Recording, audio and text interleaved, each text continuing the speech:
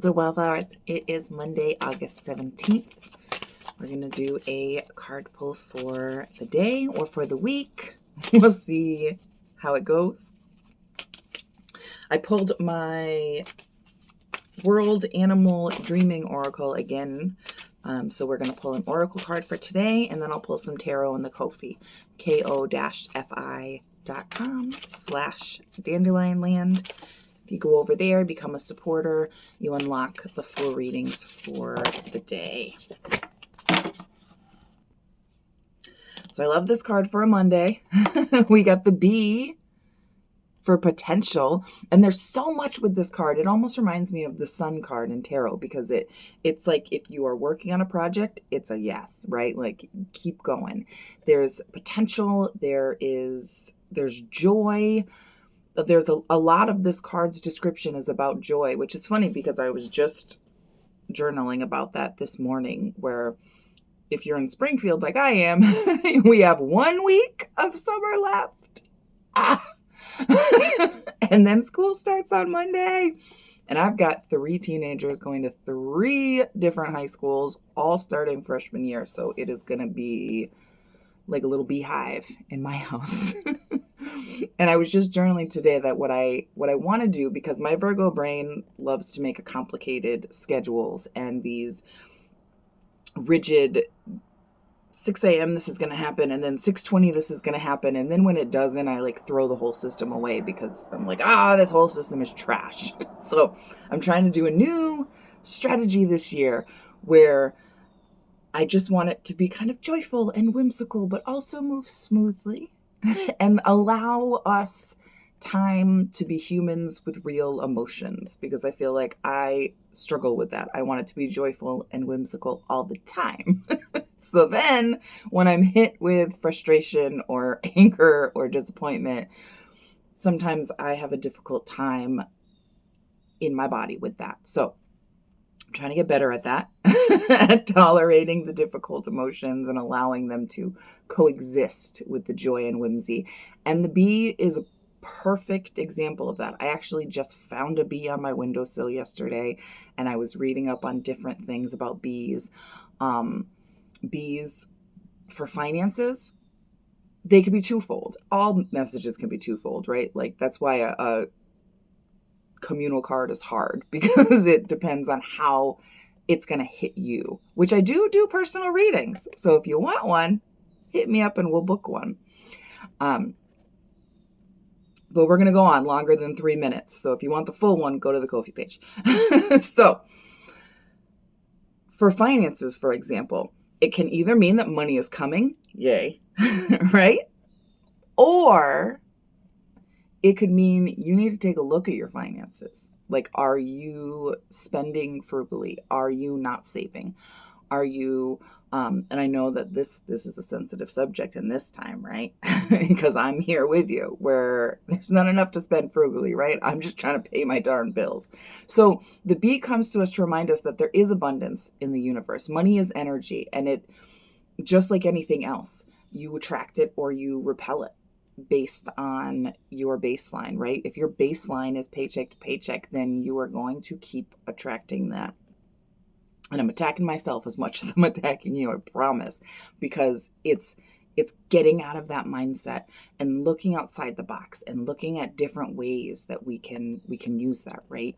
But it's not just money, it's relationships. Bees live in a hive. So how are your relationships? Look at the relationships that you have, and are they mutually beneficial? Are you helping each other? Are you lifting each other up? Are you surrounded by the buzzing of joyful, happy, positive people? Not all the time, but people that are going to lift you up. Or are you guys just getting together and venting and dumping on each other, and then you walk away feeling drained?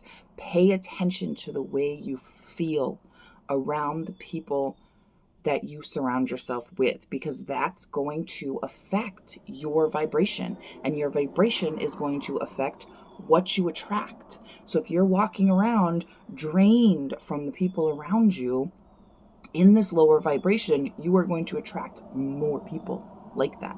right? You're going to attract more debt than you are abundance. You are going to attract ill health rather than good health, right? Like, what are the things you're doing and how are they making your body feel? When you eat a meal, pay attention. One of the things that Thich Nhat Hanh says, who was a Buddhist author, the difference between a Buddhist and everybody else, we eat, we sleep, we work, but we know that we're eating, we're sleeping, and we're working, right? That's not a direct quote, I know, but it's the gist. And the point is, when you're eating, eat, right? Don't be on your phone, don't be on the TV, taste your food, smell your food, experience it, right? When you are doing something, when you're in a project, don't be thinking about the next one, right? Like, don't be trying to multitask. Multitasking is a lie. And I know, again, attacking myself just as much as anyone else, because we're busy and we're like, I have 10 things on my to-do list, and if I can do 3 of them at the same time, that knocks 3 off, and that's going to be great and productive. Maybe. Or maybe you've now done half of 3 and you feel like it's done, but you're dropping balls, and all of a sudden that's going to catch up to you. So as much as reality will allow, because magic isn't escaping reality, right? It's making it, it's working with it and just making it better. Try to do one thing at a time and focus on what you are doing and how it's making you feel. So if your goal is health, how are the foods that you're eating making you feel, right? Are you standing over the counter and shoving snack cakes in your mouth so that you can just have some kind of calories and running out the door? I bet you that doesn't feel good. Right? Or, are you taking a few minutes and making a meal and eating it and feeling nourished and feeling fueled for your day? Pay attention, right? Like, are you at the end of the day drained from your job and just sitting in front of a TV for 3 hours, feeling like you're taking a break because that's all you have energy for, but then you're really just feeling drained and grumpy and like you're just working to work the next day, right? Or could you try to make small steps? Meditate, right? Meditate takes just as much energy. You sit and you're quiet, right? Or, something that move your body, go for a walk. It doesn't have to be this huge exercise routine, but go for a walk, right? Pick up a heavy thing, put it down.